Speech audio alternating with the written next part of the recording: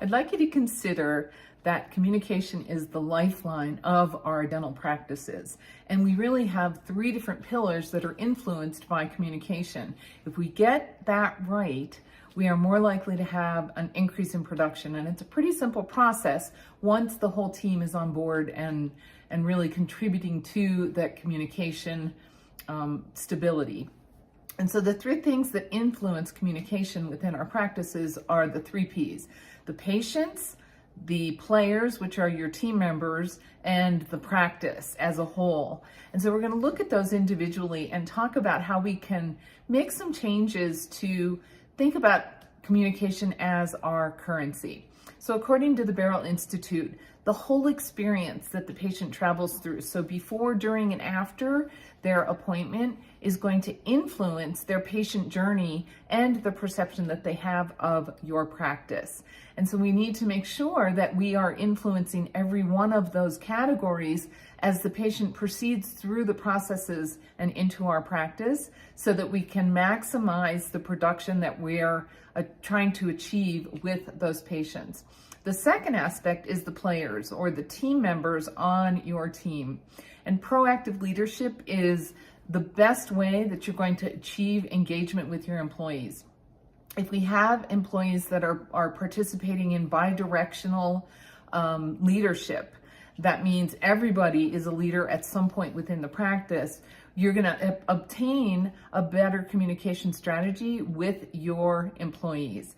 And so it's going to reduce turnover. Turnover is expensive. You are really paying an awful lot of money to replace an employee and get them up to speed. So if we can retain our employees, that's huge in a practice success. Number two, they're engaged. An engaged employee is going to go above and beyond what is expected of them because they feel appreciated. And then last, you're going to increase your production, because a team that's working very cohesively and everybody firing on the same page or firing on the same cylinder, you're going to improve your practice productivity, because people are going to preempt problems and they're going to know how to react in a certain situation.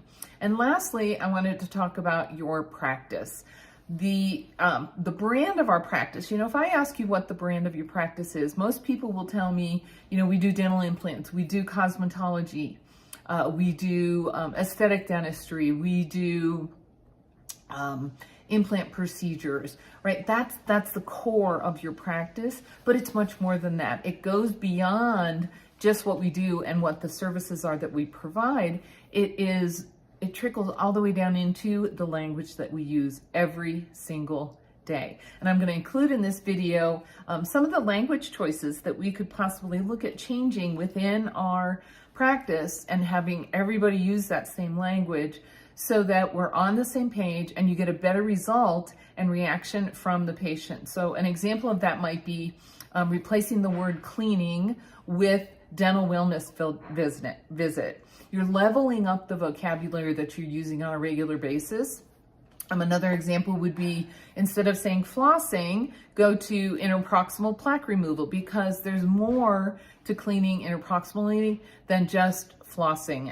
And we know as dental professionals that patients really do not like flossing, and they don't do it consistently. And so giving them more variety of how they might be cleaning interproximally, but changing the vocabulary that we're using for it as well.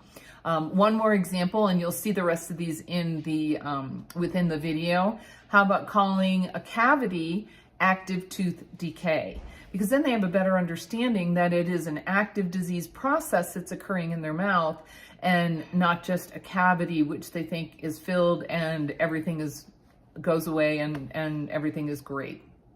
So some suggestions for you to start thinking about in recreating your communication structure, and think about your communication as the lifeline of your practice. I'm happy to help you and answer any questions you might have, and please feel free to contact me to learn more about communication as our currency. I'm Lisa Copeland with Communicate with Influence, and I hope to see you soon.